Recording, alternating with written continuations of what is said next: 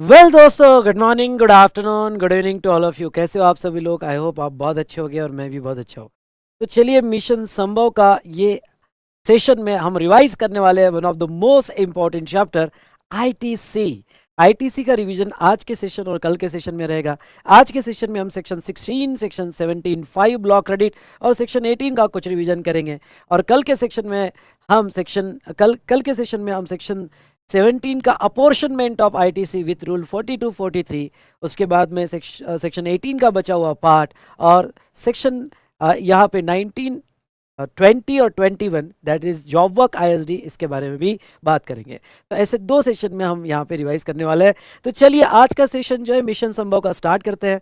अगर कोई student first time ये देख रहा होगा तो दोस्तों, मेरे फर्स्ट सेशन में मैंने पूरा यहाँ पे डिस्क्राइब किया है कि आपको मिशन संभव के लिए अपडेटेड चार्ट कहाँ से मिलेंगे, कैसे आपको लॉगिन करना है, कैसे सब्सक्राइब करना है। तो मेरा फर्स्ट सेशन आप जरूर देखिएगा, प्लस इस वीडियो का डिस्क्रिप्शन जरूर देखिएगा, क्योंकि अमेंडमेंट का प्लेलिस्ट, साथ साथ में मैंने क्वेश्चनर का और हमारे मिशन संभव का भी प्लेलिस्ट सब कुछ नीचे दिया है। तो डिस्क्रिप्शन में आपको पूरी जानकारी मिल जाएगी। और आपको जिस तरह से मैंने मिशन संभव में शेड्यूल बना के दिया है, जो आपके लॉगिन में, लॉगिन कैसे क्रिएट होगा, तो आपको सब्सक्राइब करना पड़ेगा। तो मेरा पहला सेशन जरूर देखना, जिसमें मैंने सब कुछ एक्सप्लेन किया हुआ है। तो आपके लॉगिन में पूरा मिशन संभव का शेड्यूल बना के दिया हुआ है। तो उस शेड्यूल के हिसाब से हम रिवाइज कर रहे हैं, आप भी क्वेश्चन सॉल्व कर रहे हैं। ओके, और इस तरह से इस बार आईडीटी में 80 पार हम लेके जरूर रहेंगे। तो चलिए दोस्तों, स्टार्ट करते हैं हमारा revision on ITC input tax credit. Are you ready? Yes और नो? तो कहिए यस सर।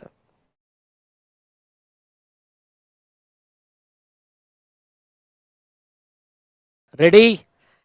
चल, सबसे पहले ओके, मैं आपको बता दूं कि अगर आपका गुड्स इनपुट होगा तो इनपुट का आईटीसी आपको मिलेगा, या इनपुट सर्विस होगा तो उसका आईटीसी मिलेगा, या कैपिटल गुड्स होगा तो उसका आईटीसी आपको मिलेगा। ठीक है?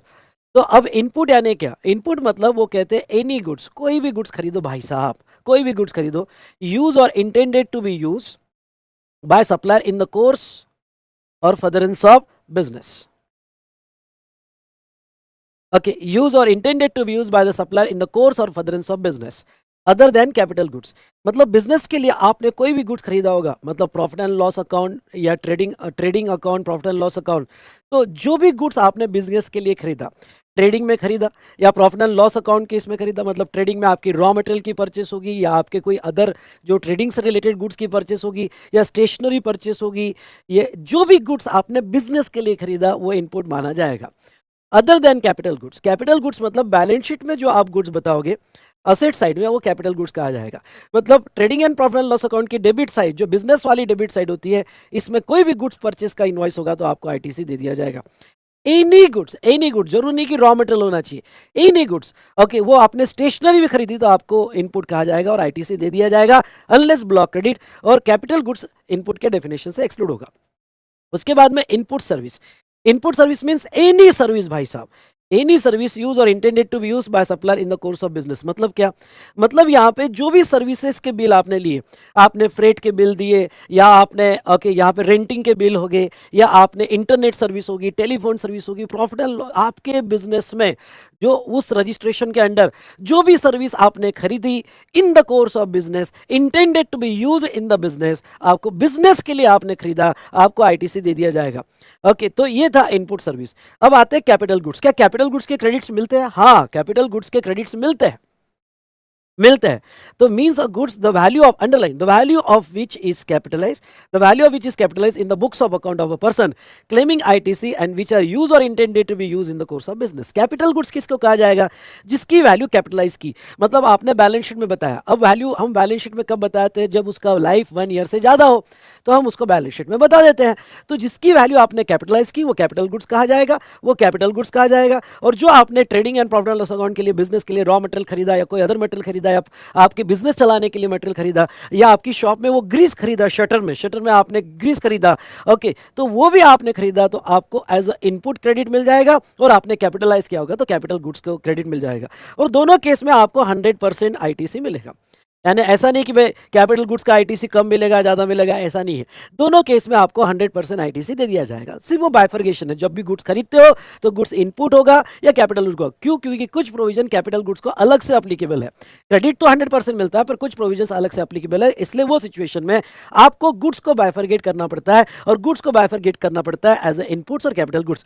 समझा होगा तो फटाफट 1 टाइप करो, जो भी कनेक्टेड है समझा होगा तो 1 टाइप करो।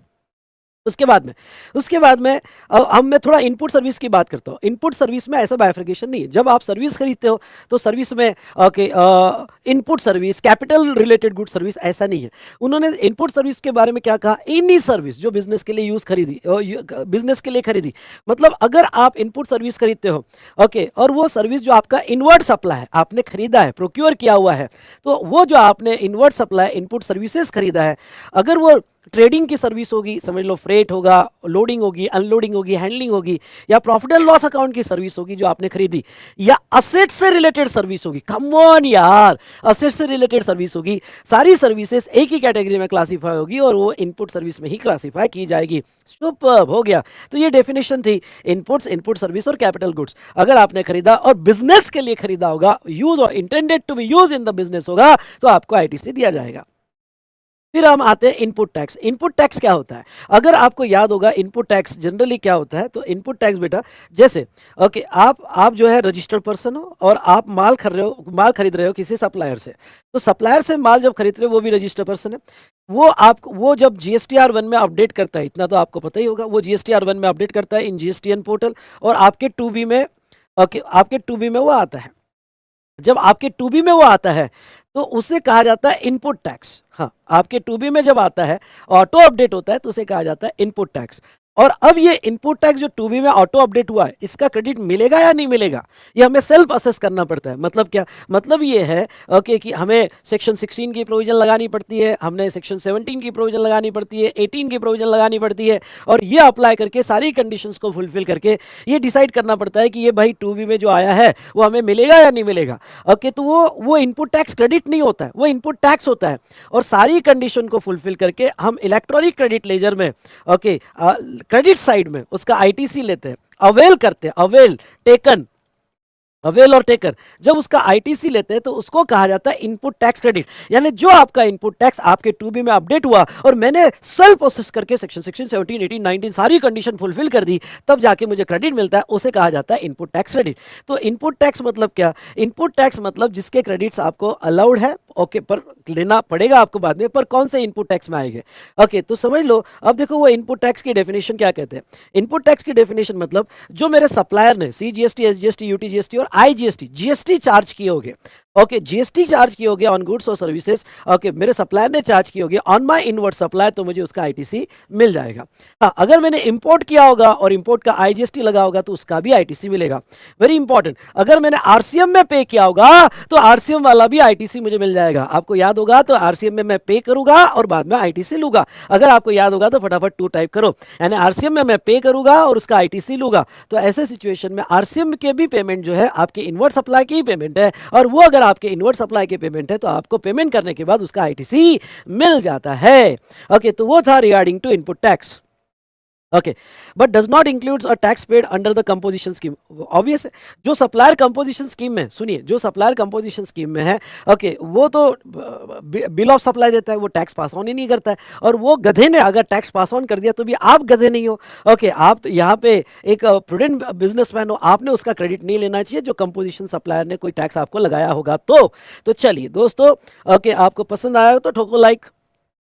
ओके, तो कमेंट जरूर देना, जो बाद में देखेंगे। आपकी कमेंट्स मुझे को मोटिवेट करेगी, और आपकी कमेंट जो मुझे मोटिवेट करेगी तो और अच्छा मैं रिवीजन लेके आऊंगा। तो ऐसे सिचुएशन में नेक्स्ट जो है यहाँ पे आउटपुट टैक्स मतलब in relation to taxable person means the tax chargeable on your taxable supply of goods और सर्विस मेड थ्रू एजेंट। मैंने आपने सप्लाई किया होगा या एजेंट के थ्रू सप्लाई किया होगा, तो वो आउटपुट टैक्स होता है। हम ये आउटपुट टैक्स की डेफिनेशन क्यों पढ़ रहे हैं? क्योंकि आपका आईटीसी सिर्फ आउटपुट टैक्स में यूज करने मिलता है, और it excludes the tax payable under RCM. लेकिन जब वो आरसीएम में जो टैक्स पे करते हो वो आउटपुट नहीं है, यानी वो जो टैक्स पे करते हो तो आपको पूरा कैश में देना पड़ता है, आपको उसके अगेंस्ट में क्रेडिट नहीं मिलता है। तो आरसीएम वाला टैक्स पूरा कैश में दो और बाद में उसका क्रेडिट ले लो। ओके, बाद में उसका क्रेडिट ले लो। तो चलिए दोस्तों, ये था regarding to input tax credit, आपको समझ में आया होगा। नाउ डन, ये इनपुट टैक्स क्रेडिट हमने देखा। उसके बाद में ये इंपॉर्टेंट डेफिनेशन हमने देखी। अब देखो क्रेडिट अवेलमेंट एंड यूटिलाइजेशन दो पार्ट होते हैं, एक अवेलमेंट होता है और एक यूटिलाइजेशन होता है। ओके, क्रेडिट अवेलमेंट मतलब आईटीसी क्लेम करना, आईटीसी लेना, यानी एक तरह का आप सिंबॉलिक एग्जांपल लो तो बकेट में पानी डालना। ओके, तो बकेट में आप पानी डाल रहे हो जहां जहां, ओके, कभी हॉस्टल में रहे होगे तो अरे ये नल में पानी आ रहा है, भर बकेट, दूसरे नल में आ रहा है उसमें भी बकेट भर ले, स्पेशली गर्म पानी, इसमें आ रहा है, इसमें आ रहा है, बकेट नहीं तो चले जाएगा 10 मिनट में। तो बकेट में पानी आना, ओके, यानी अवेलमेंट। और फिर जब, ओके, आपको जब जब भी टाइम मिले, ओके, तुम 3 पार्टनर हो तो वो कहेगा एक देख थोड़ा पानी तू यूज करना, फिर मैं यूज करूंगा, फिर मैं यूज करूंगा, फिर उसको यूज करना अपने कन्वीनियंट के हिसाब से, वो होता है यूटिलाइजेशन। तो अवेलमेंट मतलब बकेट में पानी जमा करना। तो गवर्नमेंट क्या कहती है, गवर्नमेंट कहती है कि आपको जो टू बी में आपने जो भी परचेसेस की होगी उसके क्रेडिट्स ले लो। 1-to-1 correlation is not necessary. 1-to-1 correlation credit utilisation के लिए जरूरी नहीं है। एक, ओके, वो इनपुट का क्रेडिट हो, इनपुट सर्विस का क्रेडिट हो, कैपिटल गुड्स का क्रेडिट हो, स्टॉक का क्रेडिट हो, कोई भी क्रेडिट हो, क्रेडिट ले लो और फिर जो भी तुम्हारा आउटपुट टैक्स होगा उस आउटपुट टैक्स में यूज कर लो। ओके, जो भी तुम्हें जैसे जैसे यूज करना है आप यूज कर सकते हो। इस तरह से आईटीसी इलेक्ट्रॉनिक क्रेडिट लेजर चलता है। समझा होगा तो जोर से 4 टाइप करो। समझा या नहीं समझा, तो जोर से 4 टाइप करो। तो चलिए, ये कुछ बेसिक कंडीशंस और डेफिनेशंस हमने लिखी। अब देखेंगे सेक्शन 16। सेक्शन 16 क्या कहता है? Okay, eligibility and condition of ITC. तो section 16 eligibility and condition of ITC इसमें कहता है कि जो भी बंदे को आईटीसी लेना है वो उस वक्त रजिस्टर्ड पर्सन चाहिए। मतलब जब तक आप अनरजिस्टर्ड हो, जब तक आप थ्रेशोल्ड में हो, सुनिए ध्यान से, जब तक आप अनरजिस्टर्ड हो, जब तक आप थ्रेशोल्ड में हो, तब तक आपको आईटीसी नहीं मिलेंगे, आपको आईटीसी नहीं मिलेंगे। ओके, जैसे ही आप रजिस्टर्ड हो गए मतलब आपके पास आईटीसी आ गई, या आपकी इफेक्टिव डेट ऑफ रजिस्ट्रेशन जिस दिन से होगा उस दिन से, ओके, आपको आईटीसी मिलना चालू हो जाएगा। प्लस आपको स्टॉक का भी आईटीसी मिलेगा, सेक्शन 18 में हम बाद में देखेंगे। तो चलिए दोस्तों, ये तो हुआ पहली कंडीशन, अगर आपको आईटीसी लेना है तो आप रजिस्टर्ड पर्सन होने चाहिए। दूसरा, सप्लाई जो है, ओके, आपका बिजनेस पर्पज के लिए होना चाहिए। अगर बिजनेस पर्पज के लिए आप खरीदोगे, ओके, इनपुट्स, कैपिटल गुड्स और इनपुट सर्विस, तो ही आईटीसी मिलेंगे। बहुत से लोग क्या करते हैं, बहुत से लोग जो है घर के लिए गुड्स खरीदना है तो बिजनेस के नाम पे खरीद लेते हैं और फिर वो घर में यूज करते हैं। ऐसा अलाउड नहीं है। गवर्नमेंट कहती है कि अगर आईटीसी ले रहे हो तो वो आपको बिजनेस पर्पस के लिए ही यूज करना पड़ेगा। ये 2 बेसिक कंडीशन है। अगर आप ये 2 बेसिक कंडीशन फुलफिल करते हो तो फिर आपको आईटीसी मिल जाएगा। ये था सेक्शन 16(1). ओके, यस और no? Done done done done. चलिए, अब आते, ओके, यहाँ पे 2 नंबर पे। ओके, तो 2 नंबर पे अगर आओगे, conditions for availment of ITC. I repeat, conditions for availment of ITC. क्या कंडीशन है? जब आप आईटीसी बकेट में डालते हो, ओके, यानी जब आप टू बी देखते हो, टू बी से, हाँ, ओके, अब समझ लो टू बी एक झाड़ है। ओके, झाड़ पे बहुत सारे ऑरेंज लगे हुए हैं, ओके, संतरे लगे हुए हैं। अच्छा अच्छा संतरा जो, ओके, यहाँ पे, या अच्छा अच्छा आम जो है आपको लेना है। ओके, तो टू बी में सब, ओके, टैक्सेस अपडेट हो गए, पर इसमें क्रेडिट लेते वक्त आप रजिस्टर्ड हो, हाँ रजिस्टर्ड हो, ले लिया आम, क्रेडिट ले लिया। ओके, दूसरी बात, ओके, कुछ कंडीशंस आपको फुलफिल करनी पड़ेगी जब आप अपने बकेट में पानी डालोगे। क्या कंडीशंस फुलफिल करनी पड़ेगी? ओके, पहली कंडीशन, आप आईटीसी उसका ही लो जिसका इनवॉइस आपके पास है, टैक्स इनवॉइस और debit note. Okay, he is in position of tax invoice और debit note, very important. Okay, यानी आप डेबिट नोट पे भी आईटीसी मिलते हैं, टैक्स इनवॉइस पे भी आईटीसी मिलते हैं। तो ओके, इस मंथ में जिसका आपके पास टैक्स इनवॉइस आ चुका है, जिसकी डेबिट नोट आपके पास आ चुकी है, उसका ही आप आईटीसी ले सकते हो। चलो, इससे रिलेटेड थोड़ा मैं रूल 36 पढ़ लेता हूँ। तो रूल 36 इससे रिलेटेड आपने पढ़ लेना चाहिए। रूल 36 क्या कहता है? Okay, ITC availed on the basis of following documents. Okay, कौन कौन से डॉक्यूमेंट्स पे आप आईटीसी ले सकते हो? जैसे ठीक है, ब्रॉड सेंस में तो हमने कहा कि इनवॉइस और डेबिट नोट, लेकिन रूल 36 ने सारे डॉक्यूमेंट्स और इनवॉइस बताया कि कौन से डॉक्यूमेंट पे आप इनवॉइस ले सकते हो। तो पहला वाला इंपॉर्टेंट, और वो कहते हैं इनवॉइस बाय द सप्लायर। जो सप्लायर ने टैक्स इनवॉइस दिया, जीएसटी लगा के दिया, उसके बेसिस पे आप आईटीसी ले सकते हो। Invoice by the recipient, RCM, जिसे हम सेल्फ इनवॉइस कहते हैं। अगर आपको आरसीएम पता होगा तो आरसीएम में अगर आपने अनरजिस्टर्ड से खरीदा होगा तो आपको सेल्फ इनवॉइस बनाना पड़ता है, अदरवाइज मैं आरसीएम में पढ़ा होगा। तो जो सेल्फ इनवॉइस होता है वो सेल्फ इनवॉइस के बेसिस पर आप आईटीसी ले सकते हो, specially for RCM, unregistered person से खरीदा होगा। डेबिट नोट आई होगी तो डेबिट नोट पे भी आप आईटीसी ले सकते हो। उसके बाद में बिल ऑफ एंट्री, अगर आप इंपोर्ट करते हो तो इंपोर्ट बिल ऑफ एंट्री लगती है इंपोर्ट के केस में। अगर आप इंपोर्ट करते हो तो इंपोर्ट पे आपको आईटीसी मिल जाता है। रिवाइज इनवॉइस, हाँ, revise invoice concept invoice chapter में पढ़ा होगा। ओके, कि आपको अगर सप्लायर रिवाइज इनवॉइस इशू करता है तो वो भी टैक्स इनवॉइस माना जाता है और उस पर आपको आईटीसी मिल जाएगा। और डॉक्यूमेंट बाय आईएसडी, आईएसडी मतलब input service distributor. Okay, ISD मतलब यहाँ पे इनपुट सर्विस डिस्ट्रीब्यूटर। तो यहाँ एक minute, just minute, just minute.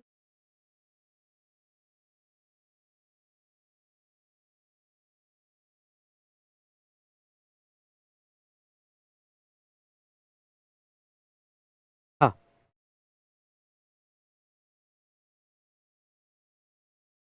चलो। तो अब यहाँ पे दूसरा कौन सा डॉक्यूमेंट है? Okay, mandatory requirement in the invoice, details of tax, description of goods service, value of supply, GSTN and place of supply. मतलब जो भी डॉक्यूमेंट पे आप आईटीसी ले रहे हो, ओके, वो डॉक्यूमेंट पे सुनिएगा, जो डॉक्यूमेंट पे आप आईटीसी ले रहे हो वो डॉक्यूमेंट का टैक्स, वो डॉक्यूमेंट में टैक्स कितना है क्लियर होना चाहिए आपके डॉक्यूमेंट में। डिस्क्रिप्शन ऑफ गुड्स और सर्विस क्लियर होना चाहिए, वैल्यू ऑफ सप्लाई क्लियर होना चाहिए, जीएसटीएन और प्लेस ऑफ सप्लाई, अगर वो इंटरस्टेट होगा तो, इंटरस्टेट होगा तो प्लेस ऑफ सप्लाई यहां पे क्लियर होना चाहिए। इंट्रा में प्लेस ऑफ सप्लाई नहीं भी दिया तो भी चलेगा। मतलब क्या, आपका आईटीसी के लिए वैलिड डॉक्यूमेंट अगर ये 5 इंफॉर्मेशन क्लियर है तो माना जाएगा। इस 5 में से कोई भी इंफॉर्मेशन मिसिंग होगी, आई रिपीट, ये 5 में से कोई भी इंफॉर्मेशन मिसिंग होगी तो आपको आईटीसी नहीं मिलेगा, वो ऑथेंटिकेटेड इनवॉइस नहीं माना जाएगा। देखो, ओके, इनवॉइस में बहुत सारी इंफॉर्मेशन होती है, पर ये बहुत सारी इंफॉर्मेशन में से ओके ये बाकी इंफॉर्मेशन में कुछ गलतियां होगी तो भी चलेगा, आईटीसी अलाउ हो जाएगा। लेकिन ये 5 इंफॉर्मेशन बहुत क्लियर होनी चाहिए। कौन सा? Details of tax, description of goods और service, value of supply, GST of the supplier and recipient and place of supply in case of interstate supply. अगर ये 5 इंफॉर्मेशन क्लियर है तो वो वैलिड इनवॉइस माना जाएगा। उसके बाद में third, no ITC if tax has been paid or demand is confirmed because of fraud. Okay, fraud by supplier. Okay, by supplier, अगर आपके सप्लायर ने फ्रॉड किया होगा और फ्रॉड करने की वजह से टैक्स इनवॉइस आपको भेजा होगा, तो बंदे ने, आपका सप्लायर ने फ्रॉड किया हुआ है और अगर उसने गलती से भी टैक्स इनवॉइस आपको दिया होगा तो उसका आईटीसी आपको नहीं मिलेगा, उसका आईटीसी आपको नहीं मिलेगा। तो इन सिंपल वर्ड बेटा मैं इतना ही कहना चाहूंगा, ओके, कि आपके पोजीशन में टैक्स इनवॉइस और डेबिट नोट चाहिए, लेकिन वो टैक्स इनवॉइस और डेबिट नोट में साथ साथ ये डॉक्यूमेंट्स भी आपको ध्यान रखना है। जो डॉक्यूमेंट पे क्रेडिट ले रहे हैं उसमें ये 5 इंफॉर्मेशन क्लियर होनी चाहिए और आपके सप्लायर ने फ्रॉड नहीं करना चाहिए। अगर ये सारी कंडीशन फुलफिल होती है तो आपको आईटीसी दिया जाएगा। मजा आ रहा है? मजा आ रहा होगा तो एमजेड टाइप करो, चलो फटाफट। दूसरा, क्लॉज ए। अब दूसरी कंडीशन क्या कहती है? Clause A. क्लॉज ए कहता है when the details of the invoice और debit note has been furnished by the supplier in GSTR 1 and such details have been updated in GSTR 2B। Obvious है बेटा, आपको उसी इनवॉइस का ITC मिलेगा अगर आपके सप्लायर ने जीएसटीआर 1 अपडेट कर दिया होगा और आपके 2B में आ गया होगा। जब तक आपके 2B में नहीं आता है आपको आईटीसी नहीं मिलता है। और सेम रूल 36(4) में दिया है सेम चीज। Okay, similar thing they have given in rule 36(4) और 36(4) में कहा गया कि आपके सप्लायर ने जीएसटीआर 1 दे देना चाहिए या आईएफएफ, इनवॉइस फर्निशिंग फैसिलिटी देनी चाहिए। ये रिटर्न चैप्टर में आएगा आईएफएफ यानी क्या, और आपके वो इनपुट टैक्स क्रेडिट जिसका आप क्रेडिट लेना चाहते हो आपके 2B में आ जाना चाहिए। अगर ये दोनों कंडीशन फुलफिल होती है तो ही आपको क्रेडिट मिलेगा। डन। उसके बाद में नेक्स्ट यहां पे ओके, उसके बाद में third he has received the goods और सर्विसेज और बोथ, वेरी इंपॉर्टेंट। ओके, अगर आपको आईटीसी लेना है तो आपको जो है गुड्स और सर्विसेज रिसीव हो जाने चाहिए। जब तक रिसीव नहीं होगे तब तक आपको आईटीसी नहीं मिलेगा। वेरी इंपॉर्टेंट, आपको आईटीसी नहीं मिलेगा। मतलब क्या? ओके, मतलब एक एग्जांपल के तौर पे देखते हैं, जैसे ये मैं केस स्टडी ले रहा हूँ। ओके, अभी तक हमने 3 कंडीशंस देखी। कौन सी 3 कंडीशंस देखी? इनवॉइस ओके या डॉक्यूमेंट्स पोजीशन में होने चाहिए, दूसरा आपके 2B में अपडेट हो जाना चाहिए और तीसरा गुड्स और सर्विसेज रिसीव होनी चाहिए। जब ये तीनों कंडीशंस क्यूमुलेटिवली फुलफिल हो जाएगी तो आपको आईटीसी दिया जाएगा। तो अब देखो एक एग्जांपल यहाँ पे लेते हैं। सिचुएशन ए, मतलब इनवॉइस ए आया है, date of receipt of invoice, invoice April में आ गया था। क्या गुड्स और सर्विस रिसीव हो चुकी है? रिसीव होना भी बहुत जरूरी है। तो क्या वो रिसीव हो चुकी थी? हाँ, अप्रैल में रिसीव हो गई थी। और क्या मेरे अप्रैल के 2B में अपडेट हो गया था? जो अप्रैल का 2B जब मैंने देखा ओके तो उसमें अपडेट हो गया था। जब तीनों कंडीशन फुलफिल होती है तो आप उसका क्रेडिट यानी इनवॉइस ए का क्रेडिट आप अप्रैल मंथ में जीएसटीआर 3B में क्लेम कर सकते हो। ओके, आप अवेल कर सकते हो। जब अप्रैल का जीएसटीआर 3B जाएगा तो in the month of April का क्रेडिट क्लेम कर सकते हो। नाउ बी सिचुएशन, इनवॉइस आ गया अप्रैल में, लेकिन गुड्स नहीं आया था। यानी पहले हमारे पास इनवॉइस आ गया पर गुड्स आया मई में। ओके, मई में। और टू बी में अपडेट हुआ अप्रैल में। भाई साहब ये तीनों क्यूमुलेटिव फुलफिल होनी चाहिए। मतलब क्या, इवन दो इनवॉइस अप्रैल में आया, इवन दो टू बी में अप्रैल के टू बी में अपडेट हुआ, लेकिन जहां तक देखा जाए ओके गुड्स रिसीव हुआ मई में, तो इसका क्रेडिट आप अप्रैल में क्लेम नहीं कर सकते। इसका क्रेडिट ओके जब गुड्स रिसीव होगा यानी मई में, तब आप इसका क्रेडिट लोगे। तीसरा अगर हम देखें यहाँ पे, तो इनवॉइस आया मई में, गुड्स पहले आ गया, इनवॉइस बाद में आ गया, और ओके अपडेट हुआ टू बी में मई के। तो ऐसे सिचुएशन में अगेन आप क्रेडिट नहीं ले सकते, वो आप मई में ही क्रेडिट ले पाओगे, अप्रैल मंथ में नहीं ले सकते। ओके, और थर्ड ओके यहाँ पे इनवॉइस आया अप्रैल में, गुड्स भी आया अप्रैल में, लेकिन मेरे टू बी में अपडेट हुआ, सप्लायर ने लेट कर दिया टू बी में अपडेट करने के लिए, उसके GSTR1 में अपडेट करने के लिए, और वो अपडेट हुआ जुलाई में। तो ये सिचुएशन में ओके मुझे क्रेडिट जुलाई में मिलेगा। इन शॉर्ट ये तीनों में से whichever is later, okay I repeat the word, okay इन तीनों में से विच इज लेटर, तब मुझे उसका ITC मिलेगा। समझा होगा तो यस बेटा ओके लाइक करो और लिखो कि यस सर समझा है। ओके आप इंटरेक्शन में रहो मेरे, तो बहुत मजा आएगा। यस सर समझ में आ गया। चलिए ये तो था बेटा यहाँ पे क्लॉज ए और बी। अब मैं आपको लेना चाहूंगा bill to ship to model. ये bill to ship to model क्या है? ओके ये बिल टू शिप टू क्या है? ये bill to ship to. Okay तो यहाँ पे चलिए, तो अब मैं आपको बताता हूँ। जैसे एक बंदा है दिल्ली का, मैं हूँ महाराष्ट्र पुणे का, पुणे महाराष्ट्र, और एक बंदा है, ये तो कोई भी आप ले सकते हो, कॉन्सेप्ट समझना है। और एक बंदा है bill to ship to model में, और ये सप्लायर है, और ये सप्लायर जो है MP का। ओके मैंने दिल्ली वाले को ऑर्डर दिया, मैंने कहा भाई मुझे कैमरा चाहिए, मेरा और दिल्ली वाले का कंसर्न है, और दिल्ली वाले ने वो आगे ऑर्डर फॉरवर्ड किया मैन्युफैक्चरर को कि भाई कैमरा बनाओ। अब वो जो है ओके पर ऐसा हुआ कि मेरा और उस बंदे का कोई कंसर्न नहीं है। ओके दिल्ली वाला बीच में थर्ड पर्सन है, ओके थर्ड रजिस्टर्ड पर्सन है। ओके अब देखो क्या हुआ। ओके दिल्ली वाले ने कहा कि एक काम करो, डायरेक्ट शिप कर दो पुणे में वी स्मार्ट एकेडमी, और बिल मेरे को भेज दो। क्यों? क्योंकि उन दोनों का ट्रांजेक्शन है। तो बिल टू यानी इनवॉइस इसके नाम का बना, और शिप टू, ध्यान सुनिएगा, शिप टू किसको हुआ? तो शिप टू यहाँ पे पुणे में हुआ। आई रिपीट, बिल टू इसको हुआ और शिप टू इसको हुआ।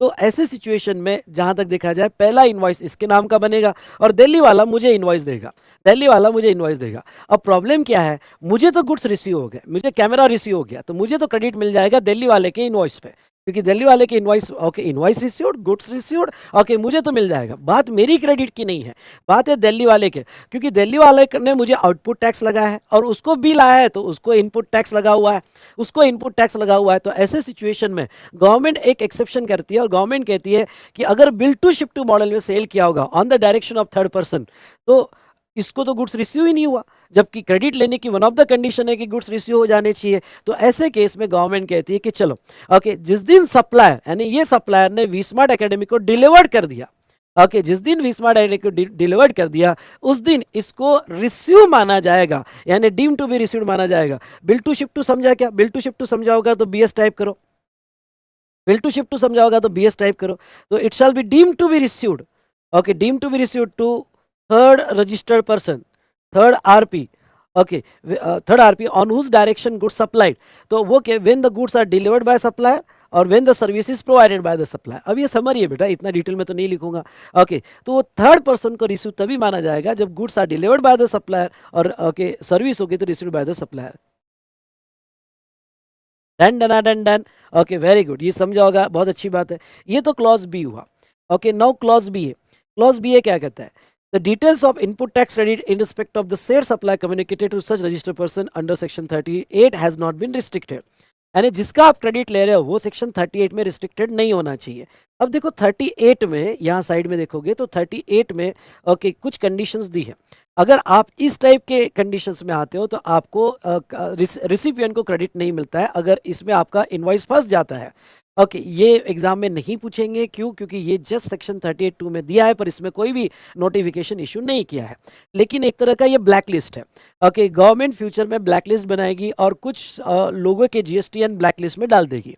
अब अगर कोई सब बिजनेसमैन के जीएसटी ब्लैक लिस्ट में आते हैं, ओके, तो उनसे अगर आप खरीदते हो तो आपको आईटीसी नहीं मिलेंगे। ओके, और ये जीएसटीआर 2B का पोर्टल आपको बता देगा कि भाई ये ब्लैक लिस्ट में है। ओके, कौन कौन से ऐसे लोग, अब मैं इसमें क्वेश्चन डाउट एंटरटेन नहीं करूंगा क्योंकि अभी तक इसमें कोई नोटिफिकेशन नहीं है। एक किसी ने नया रजिस्ट्रेशन लिया होगा तो कुछ टाइम पीरियड तक उसके इस पर आईटीसी नहीं मिलेंगे।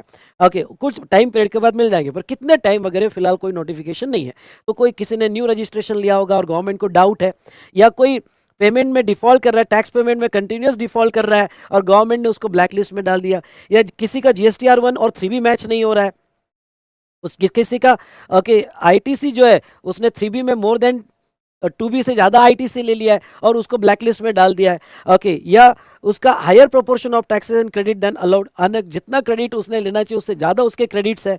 Okay, and other notified person, तो ऐसे पर्सन गवर्नमेंट नोटिफाई करेगी ब्लैक लिस्ट में, और अगर वो ब्लैक लिस्ट में होगा तो आपने अगर उन लोगों से परचेस किया होगा तो आईटीसी नहीं मिलेगा।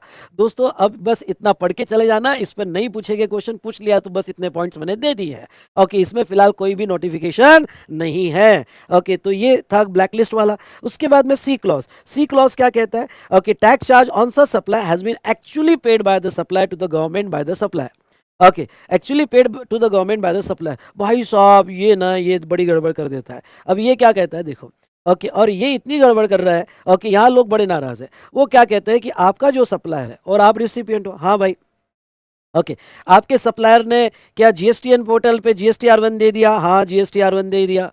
ओके जी, क्या आपके 2B में आ गया? हाँ, 2B में आ गया। क्या ओके, जो रिसिपिएंट है, जो क्रेडिट लेने वाला है, क्या उसको गुड्स रिसीव हो गया? हाँ, उसको गुड्स रिसीव हो गया। क्या उसको टैक्स इनवॉइस आ गया? हाँ, टैक्स इनवॉइस आ गया। सारी कंडीशंस फुलफिल हो गई। उसके बाद में नेक्स्ट, ओके, उसके बाद में नेक्स्ट देखो, उसको टैक्स इनवॉइस भी आ गया। उसके बाद में इतना सब कुछ होने के बाद भी अगर सप्लायर ने जीएसटीआर 3B फाइल नहीं किया होगा और टैक्स पे नहीं किया होगा, tax not paid, okay, tax not paid, तो अगर उसने टैक्स नहीं पे किया, उसने जो भी टैक्स है और वो टैक्स नहीं पे किया, सॉरी बेटा, नॉट पेड, मतलब टैक्स नॉट पेड, ये एक ही तक पता चलता है कि उसने 3B नहीं फाइल किया। 3B नहीं फाइल किया मतलब ही टैक्स नहीं दिया।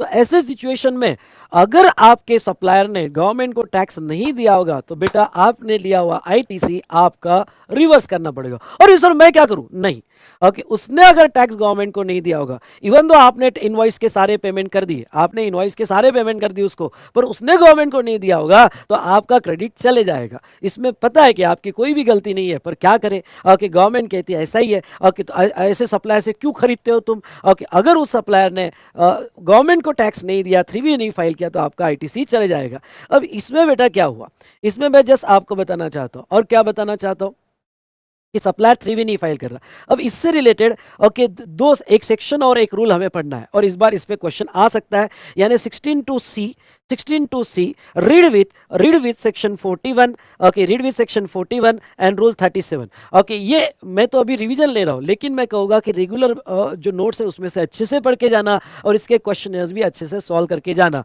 ओके, इस बार इस पे क्वेश्चन आने के चांसेस है। बोलो यस सर। ओके, चलिए, अब लॉ क्या कहता है, ध्यान से सुनिएगा, सेक्शन 41 और रूल 37। मैंने एक डायग्राम से बताया, अगर किसी को डायग्राम ड्रॉ करनी होगी तो मैं बाद में स्क्रीनशॉट के लिए टाइम दूंगा। ओके, अब ये मैं थोड़ा समझा देता हूँ। तो section 16(2)(c) read with section 41 and rule 37A, ये क्या कहता है देखो, समझ लो। ओके, मैं रिसिपिएंट हूँ जो क्रेडिट लेता है, और समझ लो वी स्मार्ट एकेडमी रिसिपिएंट है, और मेरा सप्लायर है, ओके, जो मुझे गुड्स बेच रहा है या सर्विस बेच रहा है। ओके, सप्लायर है, समझ लो, जिससे मैं कैमरा खरीद रहा हूँ, गुड्स बेच रहा है, या जिससे कोई सर्विस खरीद रहा हूँ, सर्विस बेच रहा है। जून महीने में मैंने कोई गुड्स और सर्विस परचेज की। मैंने जब गुड्स और सर्विस परचेज की तो सामने वाले ने मेरे को इनवॉइस दिया, हाँ दिया। ओके, क्या गुड्स और सर्विस जून में रिसीव हो गया? हाँ, रिसीव हो गया। क्या मेरे सप्लायर ने जीएसटीआर 1 अपडेट किया? हाँ, अपडेट कर दिया। क्या मेरे 2B में आ गया? हाँ, मेरे 2B में भी आ गया। ओके, ये कंडीशन फुलफिल होती है, मैं क्रेडिट ले लूंगा, मैं क्रेडिट ले लूंगा, सुनिएगा, मैं क्रेडिट ले लिया, ITC taken by the recipient, मैंने ले लिया, पर बाद में पता चला कि उसने 3B फाइल ही नहीं किया।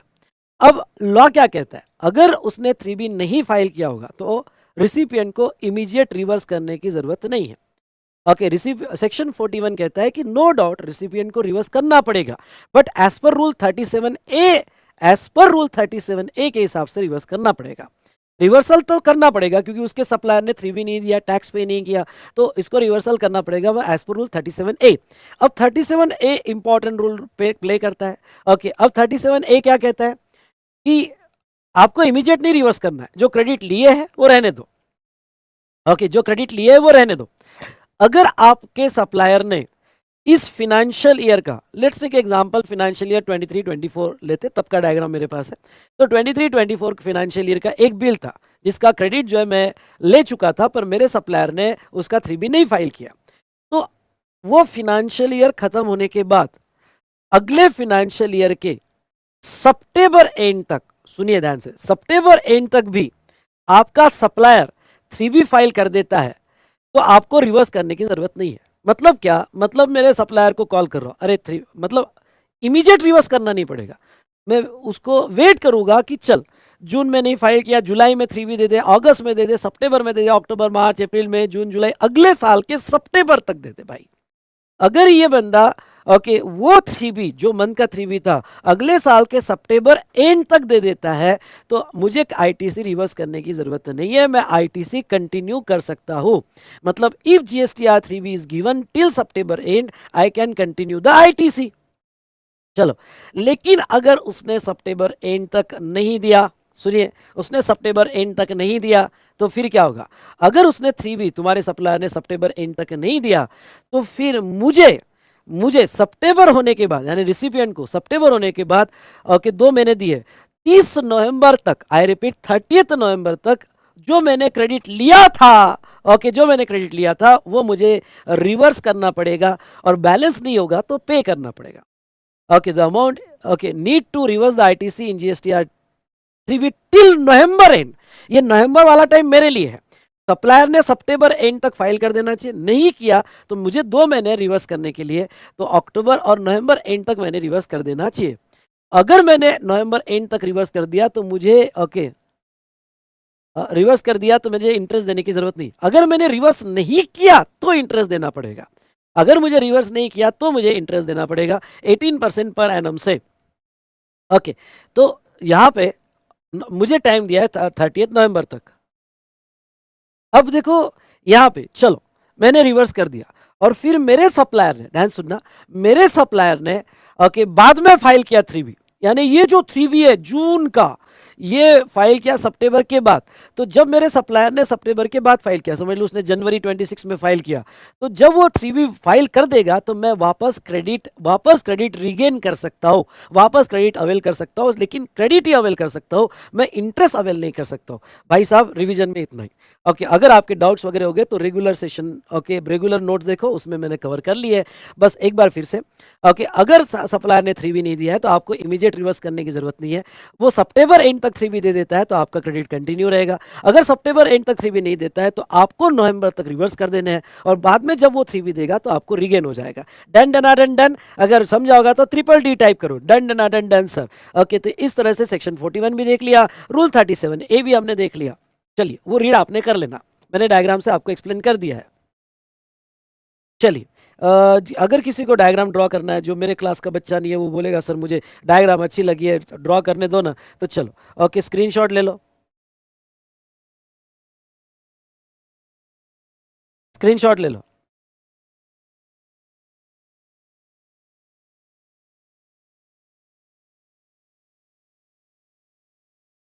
चलो, आई होप आपने स्क्रीनशॉट ले लिया होगा। अब आ जाइए डी कंडीशन।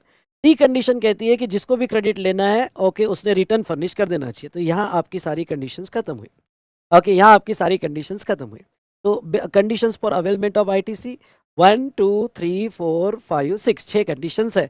अगर ये 6 कंडीशंस ओके फुलफिल होती है तो वो सिचुएशन में आपको आईटीसी मिल जाएगा।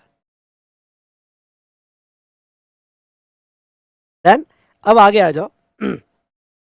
दो प्रोविजो है, प्रोविजो 1 एंड प्रोविजो 2।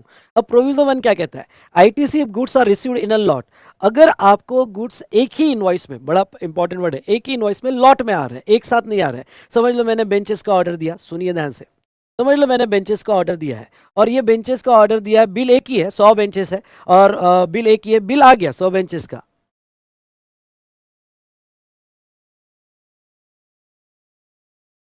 ठीक है, 100 बेंचेस का बिल तो मेरे पास आ गया, लेकिन मुझे डिलीवरी नहीं आई, डिलीवरी लॉट में आ रही है, बिल एक ही है। तो बिल आ गया अप्रैल में, तो क्या मैं अप्रैल में आईटीसी ले सकता हूँ? नहीं, जब तक उसका लास्ट लॉट नहीं आता है। ध्यान से सुनिएगा बेटा। Okay, register person shall entitle to take a credit on receipt of last lot या इंस्टॉलमेंट। जब तक उसका लास्ट लॉट या इंस्टॉलमेंट नहीं आता है तब तक वो आईटीसी नहीं ले सकता है। समझ लो उसका लास्ट लॉट आया जून में, तो मैं उस इनवॉइस का आईटीसी लास्ट लॉट पे यानी जून पे ले पाऊंगा। उसके बाद में नेक्स्ट बेटा यहाँ पे प्रोविजो 2, चलो प्रोविजो 2 आपको समझा देता हूँ, बाद में तुमने वर्डिंग्स में पढ़ लेना। ओके, अब प्रोविजो 2 चार्ट से समझा देता हूँ। ये देखो चार्ट इसका, प्रोविजो 2 का। Proviso 2 payment to supplier within 180 days. Okay, अब ये स्टेप बाय स्टेप समझ लेना। ठीक है, यहाँ पे सप्लायर है और रिसिपिएंट है। देखो कितना मैजिक है, चार्ट में चार्ट है भाई साहब, पहले ही ये चार्ट है और उसके भी चार्ट दे रहा हूँ चार्ट में चार्ट है। ओके, तो यहाँ पे एक था सप्लायर, एक था रिसिपिएंट। रिसिपिएंट ने एक दिन ये सप्लायर से खरीद लिया। ओके, रिसिपिएंट ने जब खरीदा तो उसका गुड्स खरीदा या सर्विस खरीदा, उसका टैक्स इनवाइस बना। ओके, टैक्स इनवाइस में वैल्यू थी 30 लाख और जीएसटी था 3.6 लाख। ओके, और वो इनवाइस आ गया। ओके, इनवाइस की डेट थी 10 अप्रैल। ओके, उसके बाद सप्लायर बड़ा अच्छा था। ओके, वो सप्लायर ने जो इनवाइस अप्रैल में उसमें बनाया था 10 अप्रैल में, उसका जीएसटीआर 1 अप्रैल का फाइल कर दिया था 11 मई को, और रिसिपिएंट के 2B में अपडेट हो गया था, और सप्लायर ने टैक्स पेमेंट भी कर दिया था। अभी तक की सारी कंडीशंस फुलफिल कर दी थी। लेकिन ये सप्लाई क्रेडिट सेल था। कम ऑन, ये सप्लाई क्या था? क्रेडिट सेल था। ओके, सप्लायर अच्छा था, वो बायर पे विश्वास रखता था। ओके, और वो बायर पे इतना विश्वास रखता था कि भाई पैसा मिल जाएगा। नाउ बायर जो था, बायर ने क्या, बायर जो है, ओके, बायर यहाँ पे अपना क्रेडिट ले रहा है, उसके पास टैक्स इनवाइस आया, टैक्स इनवाइस आया तो 3.6 का क्रेडिट लेगा। तो उसने क्या सारी 6 कंडीशंस फुलफिल कर दी? हाँ, फुलफिल कर दी। क्या उसके पास इनवाइस आ गया? हाँ, पोजीशन में इनवाइस है। क्या सप्लायर ने 2B में अपडेट कर दिया? हाँ, अपडेट कर दिया। उसने जीएसटीआर 1 फाइल कर दिया। क्या सप्लायर ब्लैकलिस्ट में? नहीं, ब्लैकलिस्ट में नहीं है। क्या उसने 3B फाइल कर दिया? हाँ, 3B भी फाइल कर दिया। ओके, क्या हम भी रिटर्न फाइल कर रहे हैं? हाँ, मैंने सारी कंडीशन फुलफिल कर ली। रिसिपिएंट ने सारी कंडीशन फुलफिल करने के बाद क्रेडिट ले लिया। ओके, अब सप्लायर ने बेचारे ने फोन किया, ओ रिसिपिएंट भाई। ओके, तो रिसिपिएंट ने कहा हाँ बोल। तो सप्लायर ने कहा ओ भाई पेमेंट कर, बिल का पेमेंट नहीं हुआ। अब सप्लायर ने अब टैक्स जो अपने जेब से तो पे कर दिया था, क्योंकि उसका टीओएस आ गया था। इनवॉइस इशू करते ही उसका टीओएस आ जाता है, तो उसने टैक्स अपने जेब से पे कर दिया। पर उसने विश्वास रखा रिसिपिएंट पे कि रिसिपिएंट उसको पेमेंट कर देगा। लेकिन रिसिपिएंट ना भाई साहब वो कह रहा है कि तुझे क्या घाई है, करता हूं ना पेमेंट। तो अब गवर्नमेंट क्या कहती है? देखो, गवर्नमेंट कहती है कि अगर रिसिपिएंट ने सप्लायर को, एक बार ओके मुंह घुमा के बोलो, अगर रिसिपिएंट ने सप्लायर को विद इन 180 डेज पे नहीं किया, मुंह घुमा के बोलो, विद इन 180 डेज, 6 मंथ मत लिखना, विद इन 180 डेज पे नहीं किया तो कुछ हो सकता है। अब क्या देखो, payment against invoice, recipient supplier को पेमेंट कर रहा है, पेमेंट अगेंस्ट इनवॉइस। तो देखो यहां पे if payment is made within 180 days from the date of invoice, date of invoice कब है? 10th अप्रैल। 10th अप्रैल से 180 डेज खत्म होते हैं 7 अक्टूबर को। तो अगर यहाँ पे 180 डेज में रिसिपिएंट सप्लायर को 33.6 का पेमेंट कर देता है तो ITC already avail will be continued. तो उसने जो आईटीसी लिया in the month of April वो कंटिन्यू रहेगा, उसको कोई भी डिस्टर्ब नहीं किया जाएगा अगर रिसिपिएंट ने 180 डेज में उसको पेमेंट कर दिया तो। Done done done done. अगर रिसिपिएंट ने सप्लायर को 180 डेज में पेमेंट नहीं किया, आई रिपीट, रिसिपिएंट ने सप्लायर को 180 डेज में पेमेंट नहीं किया, तो भाई साहब अब गवर्नमेंट क्या कहती है? गवर्नमेंट कहती है ओ रिसिपिएंट उसको पेमेंट नहीं किया। ओके, तो फिर तूने जो क्रेडिट एंजॉय कर रहा है ना, ओके, वो अब तुझे रिवर्स करना पड़ेगा। यानी अमाउंट पेबल और रिवर्सल, यानी क्रेडिट होगा तो रिवर्स करो, नहीं होगा तो पे करो, इक्वल्स टू आईटीसी अवेल। कितना क्रेडिट लिया था भाई साहब? ओके, 3.6 क्रेडिट लिया था, तो 3.6 का क्रेडिट तुझे रिवर्स करना पड़ेगा। ओके, स्वाहा। अरे सर बट नहीं, स्वाहा। ओके, गया मतलब रिवर्स करना पड़ेगा। अच्छा, ये रिवर्स कब करना पड़ेगा? ओके, रिवर्स करना पड़ेगा अमाउंट पेबल और reversible in GSTR 3B after the tax period immediately following the period of the 180 days. यानी मतलब क्या कि मतलब जैसे ही आपके 180 डेज खत्म होते 7 अक्टूबर को, उसके बाद जो पहला जीएसटीआर 3B आएगा, ओके 7 अक्टूबर के बाद पहला जीएसटीआर 3B 20 अक्टूबर आएगा, तो 20 अक्टूबर, ओके कौन से मंथ का जीएसटीआर 3B है? सितंबर का। तो 20 अक्टूबर या जो भी डेट होगी, ओके, या तो 7 अक्टूबर हो सकती है, 180 डेज 7 दिसंबर को खत्म हो, ओके, या 10 दिसंबर को खत्म हो। जब भी आपका 180 डेज खत्म होगा, उस दिन के बाद पहला जीएसटी आर 3B जो भी आएगा उसमें आपको रिवर्सल करना पड़ेगा, अलॉन्ग विथ इंटरेस्ट, इंटरेस्ट के साथ रिवर्स करना पड़ेगा। नाउ आपने रिवर्स कर दिया क्योंकि आपका डिस्प्यूट था, रिसिपेंट ने कहा जा तेरा पेमेंट ही नहीं करता, तेरी क्वालिटी अच्छी नहीं है, गुड्स की सर्विस की पेमेंट नहीं करता, मैं आईटीसी रिवर्स कर दूंगा पर तुझे पेमेंट नहीं करूंगा नालायक। तो उसने आईटीसी रिवर्स कर दिया लेकिन उसको पेमेंट नहीं किया सप्लायर को। तो चलिए कोई बात नहीं, अब इससे ज्यादा और गवर्नमेंट क्या कर सकती है, गवर्नमेंट ने जो करना था कर दिया। लेकिन फिर दोनों में मांडवली हुई, रिसिपिएंट मान गया कि चल यार तेरे लिए मैं पेमेंट कर देता हूं। तो 180 डेज के बाद अगर रिसिपिएंट ने पे किया होगा किसको, सप्लायर को, तो वो केस में ओके रिसिपिएंट फिर से आईटीसी रीगेन कर सकता है। लेकिन ख्याल रहे यहां सिर्फ आईटीसी का रीगेनिंग होगा, इंटरेस्ट का रीगेनिंग नहीं होगा, इंटरेस्ट का रीगेनिंग नहीं होगा। I hope you understood. Sir अगर ये बताइए पार्ट पार्ट पेमेंट होता है तो जो पार्ट पार्ट पेमेंट होता है तो जितना पेमेंट हो गया उतना ठीक, जितना नहीं हुआ उसका प्रोपोर्शनेट आईटीसी रिवर्स होगा, जितना नहीं हुआ उतना प्रोपोर्शनेट आईटीसी रिवर्स होगा। समझ गया क्या? समझ गया होगा तो बोलो यस सर। किसी को अगर इसका स्क्रीनशॉट निकालना है डायग्राम का तो वो निकाल सकता है, मैं ज्यादा टाइम नहीं दूंगा।